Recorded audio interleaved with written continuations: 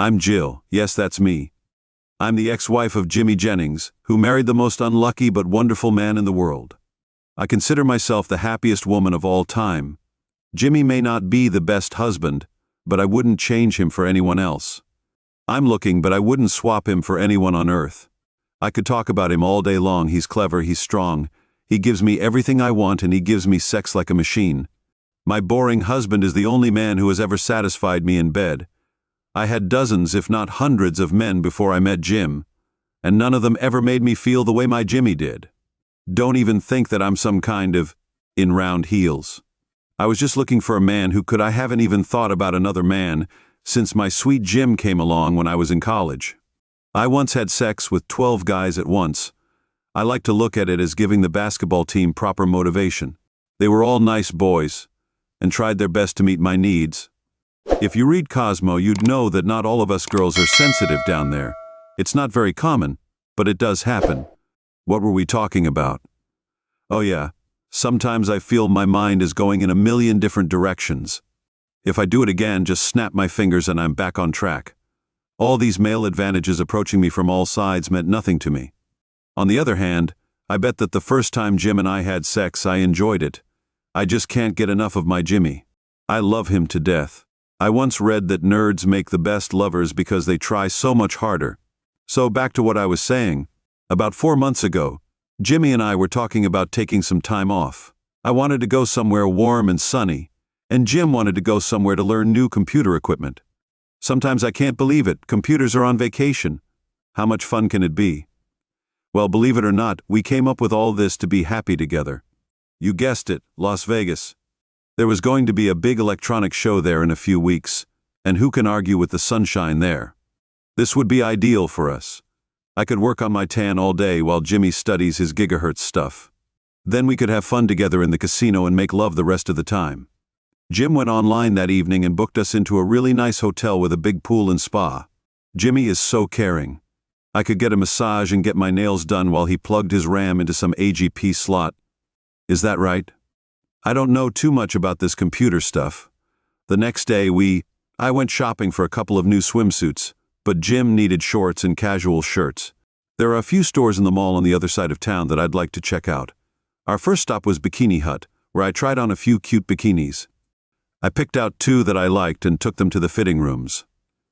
Jimmy felt a little awkward standing there alone, so I pulled him into the booth with me, which turned out to be was it a mistake? That depends on your point of view. As soon as I pulled the short dress over my head, I felt Jim behind me in a cramped little space with mirrors on the wall. Jim stood behind me watching me take off my panties. He saw my now naked body in the mirror. We had sex when we finally left the fitting room. Every eye in the store was on us.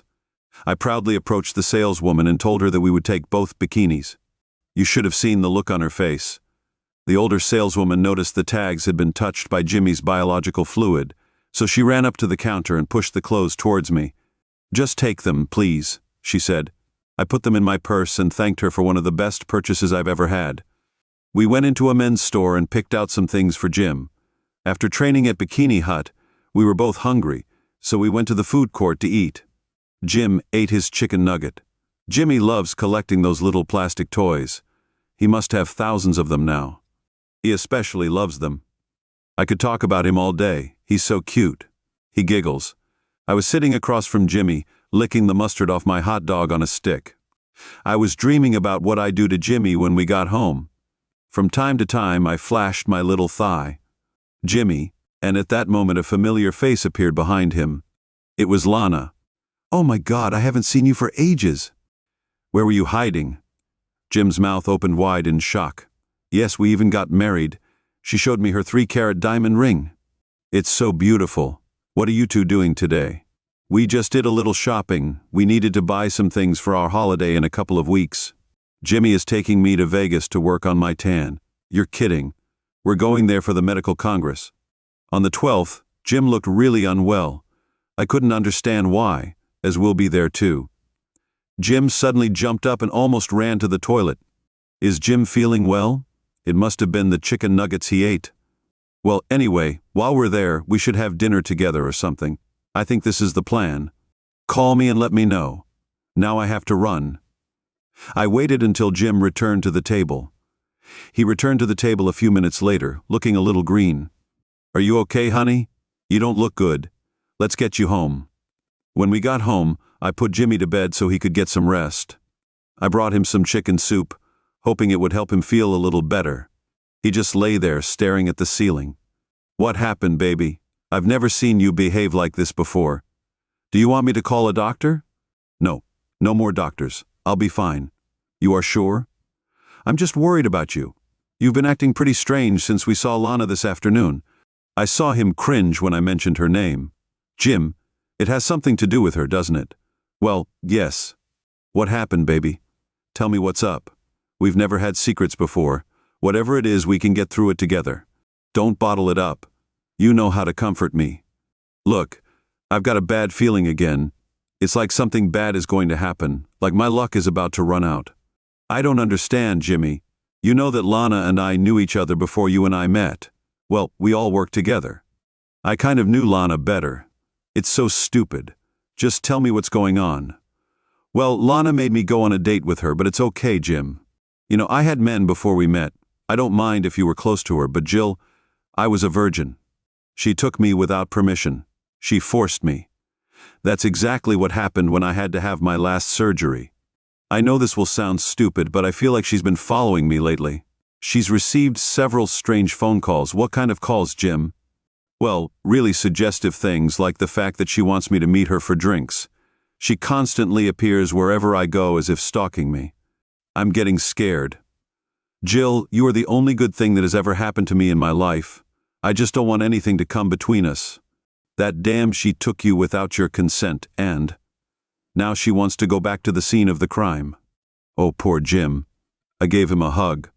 I've never heard of a woman taking a man without his consent.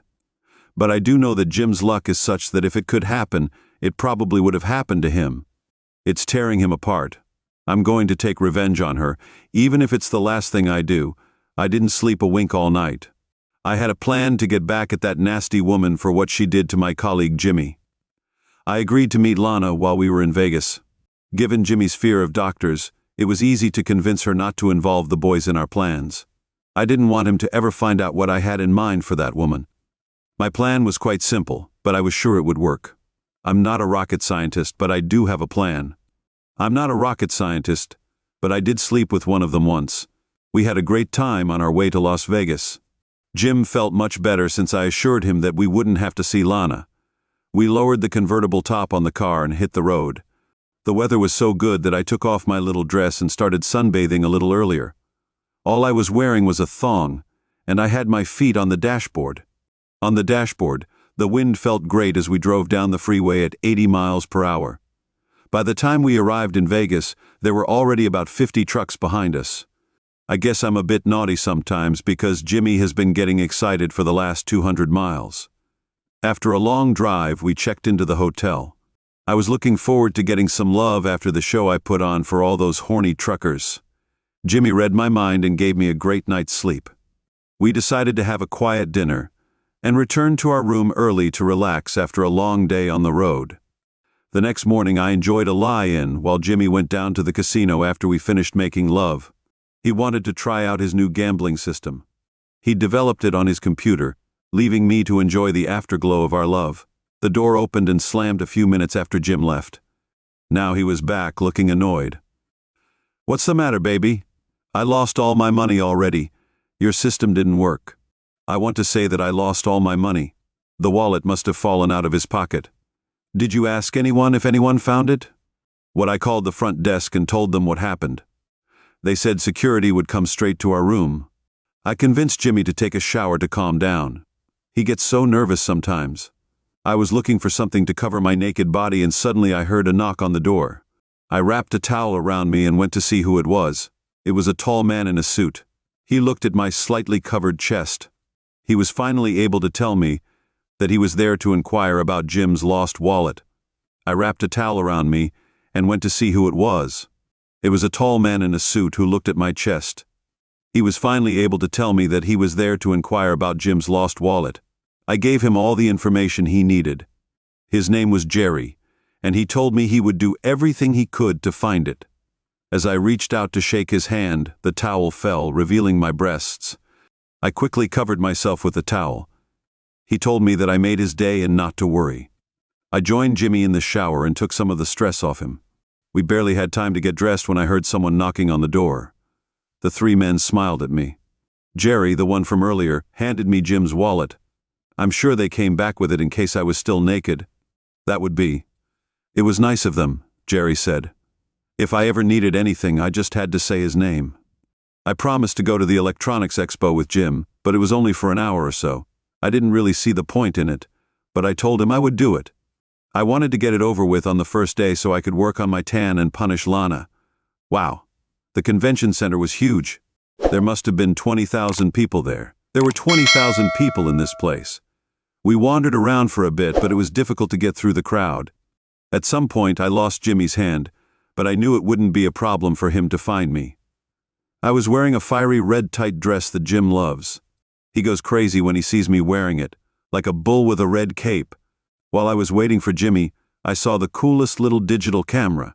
It was no bigger than a cell phone and also took photos and videos.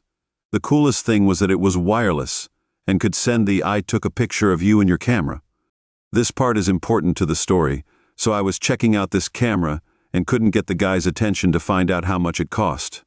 Someone grabbed me by the arm and pulled me into the gap between the curtains separating the booths. I almost screamed when Jim kissed me hard on the lips. We were standing right in the middle of this mass of people, and Jim fell to his knees. We made love again. I peeked out from behind the curtain and saw thousands of eyes were fixed on the largest television screen on the planet. It must have been 40 feet high, 20 feet wide. It showed what we were doing. Jim and I walked out from behind the curtains, and the entire room applauded. I handed the camera to the guy in the booth. He asked me to wait a second, grabbed a new camera from the display case, and handed it to Jim. The guy kissed my hand and said we could sell 1 million of these cameras with our help. After having sex in front of a live audience of 20, after that, we decided to call it a day and head back to the hotel.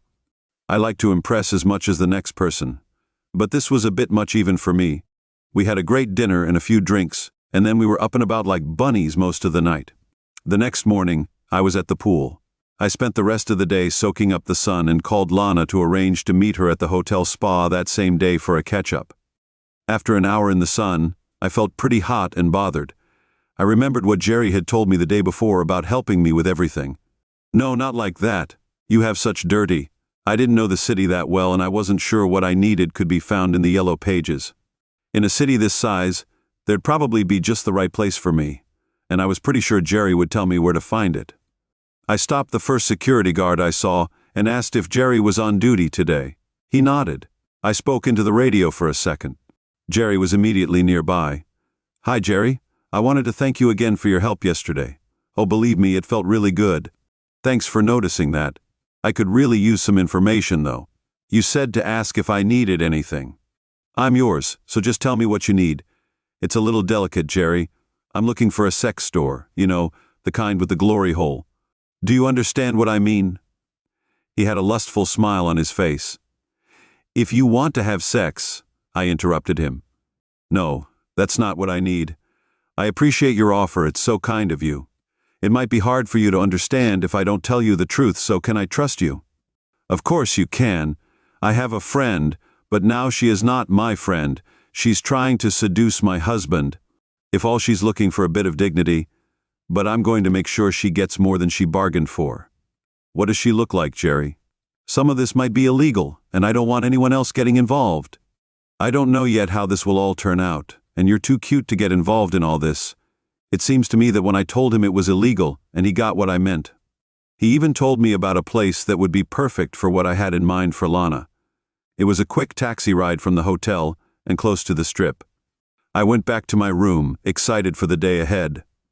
Lana and I met at the spa at 1:10 p.m. There were so many options, from pedicures to facials. We both chose a massage first. This place really knew how to relax a girl. Champagne was served like water here, and Lana couldn't get enough of it. We were wrapped only in towels and led to tables by two very beautiful, very young masseuses.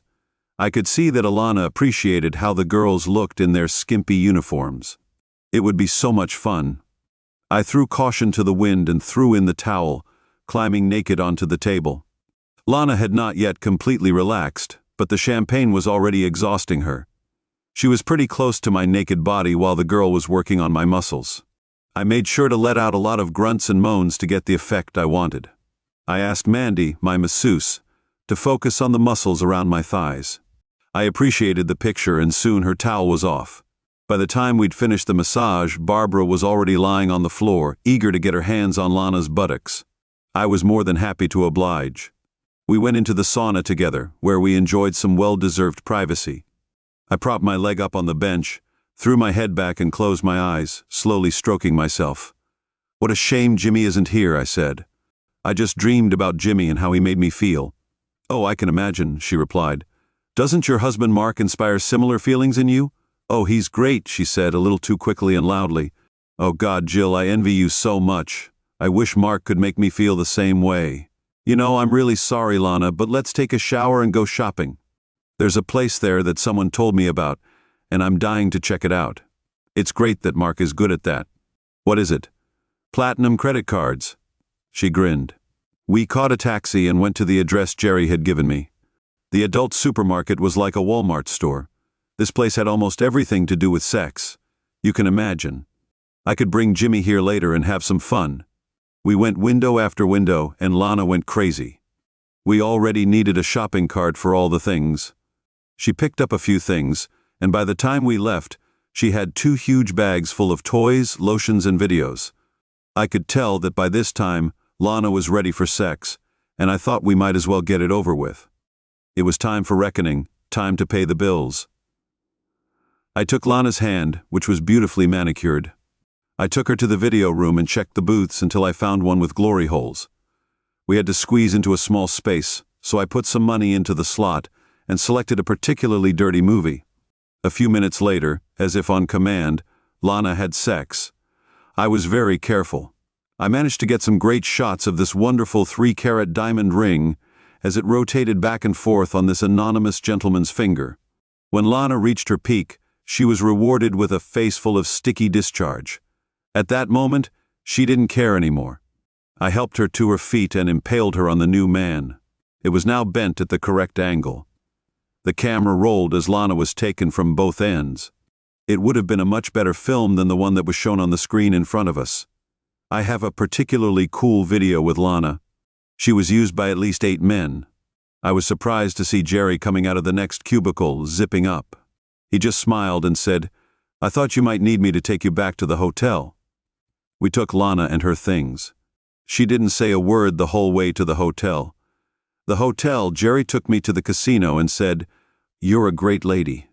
I didn't want things to get out of control, you know, just in case things can get ugly really quickly, like a shark-feeding frenzy. "You're such a sweet guy." "Thank you." I kissed him on the cheek and got out of the car.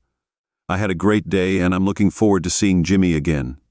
I saw him in the casino bar as he was heading towards the elevators. "Hey, sailor, are you lucky?" He looked back at me and seemed pleased. "I missed you today. He's a nice guy. How about we buy a lonely girl a drink?" "Of course, honey, what do you want? A drink, a bottle of water, and a screaming sex in our room." We barely got out of the elevator. Jimmy was picking up my shoes and clothes all over the corridor. I stood naked and waited for him to open the door to our room. I wanted to do it fast and hard, but Jimmy took me slow and easy. That evening, we didn't even have time to have dinner.